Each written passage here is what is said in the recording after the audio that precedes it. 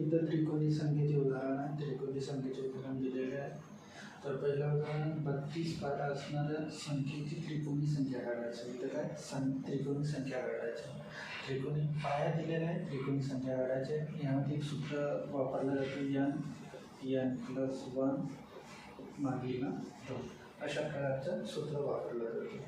तर पाया किती आहे? n म्हणजे पाया येईल 32, n+1 म्हणजे त्याच्या समोरील संख्या येईल 32 भागिले 2. बेकडे याला 16 मिनिटांना उरले किती? 16 गुणिले 13, 16 त्रिक 48, 5 4, 16 त्रिक 48, 4 5. अशा प्रकारे ही झाली त्रिकोणी संख्या. पाया दिला होता त्रिकोणी संख्या. आता दुसऱ्या टाईपमध्ये आहे त्रिकोणी संख्या. 153 त्रिकोणी संख्या आहे तर तिच्या पाया काढा. तर इथं पाया दिला होता, इथं त्रिकोणी संख्या दिली आहे, पाया काढायचा. जेव्हा त्रिकोणी संख्या दिलेली असेल त्यावेळी 153 गुणिले 2 करायचे. जे संख्या दिलेली आहे त्याला 2 करायचं. किती? 306. 306 आहे. नंतर ही संख्या आल्यानंतर ह्या संख्येच्या अगोदरचा पूर्ण वर्ग घ्यायचा. कोणतं? अगोदरचा पूर्ण वर्ग. ह्या संख्येच्या अगोदरचा पूर्ण वर्ग कोणती?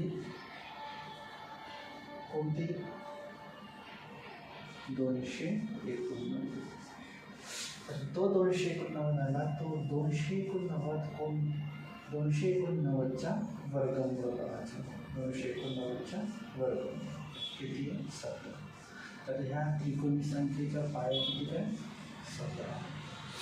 जेव्हा त्रिकोणी संख्या दिली जाईल तेव्हा कोणतीही संख्या त्याला गुणिले 2 करायचा. म्हणजे संख्या आहे त्याच्या अगोदरचा पूर्ण वर्ग संख्या घ्यायचा. पूर्ण वर्ग घेतल्यानंतर त्याच्या वर्गमूळ जी संख्या आहे त्या त्रिकोणी संख्येच्या पाया असेल. पण आता कधी कधी काय विचारते, जी त्रिकोणी संख्या दिलेली आहे त्याच्यानंतर 8वी त्रिकोणी संख्या काढा म्हणते. ही त्रिकोणी संख्या दिली आहे, याच्यानंतरची 18वी त्रिकोणी संख्या काढा म्हणते. तसंच सेम त्रिकोणी संख्या दिली आहे पण त्याच्यानंतरची 8वी त्रिकोणी संख्या काढायची. म्हणजे त्रिकोणी संख्या दिली आहे गुणिले 2 करून किती होते?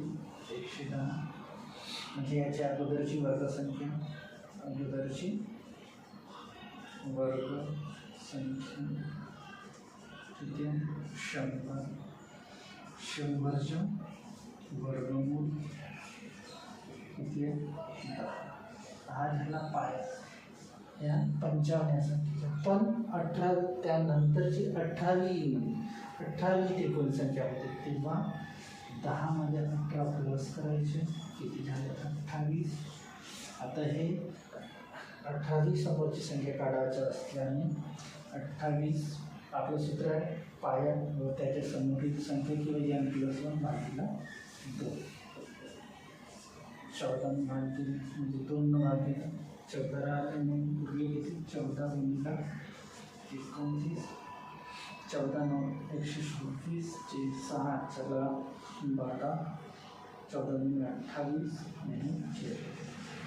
अशा प्रकारचे 55 नंतरची 18वी त्रिकोणी संख्या म्हणजे किती? 406 आहे.